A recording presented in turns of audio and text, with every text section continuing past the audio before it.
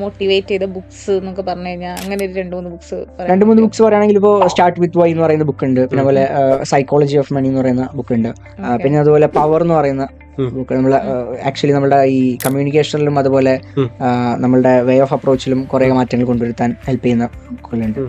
അങ്ങനെ കുറെ ബുക്കുകൾ വായിക്കുന്നത് കുറവാണ് കമ്പാരിറ്റീവ്ലി. പക്ഷേ ഈ പറഞ്ഞ പോലെ ട്രാവലിംഗ് ചെയ്യുന്ന സമയത്തും അങ്ങനെയൊക്കെയാണ്. ബുക്ക് വായിക്കാനായിട്ടൊരു സമയമൊന്നുമില്ല, പക്ഷെ പരമാവധി ഈ പറഞ്ഞ പോലെ കിട്ടുന്ന സമയത്തൊക്കെ പല ആളുകളും സജസ്റ്റ് ചെയ്തിട്ട് നമ്മൾ പല ബുക്കുകളും വായിക്കാറുണ്ട്.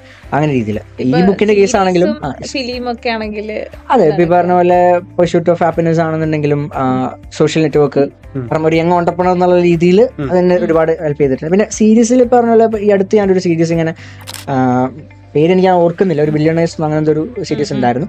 ഒരു ബാങ്കിങ് ആസറ്റ് മാനേജ്മെന്റ് ഫേമിന്റെ ഒരു സംഭവം കാര്യങ്ങളും ഒരു സ്കാമും അതിൽ നിന്ന് റീകൂപ്പ് ചെയ്യുന്നതും സർവൈവലും കാര്യങ്ങളൊക്കെ ആയിട്ടുള്ള ഒരു സീരീസും കാര്യങ്ങളൊക്കെ.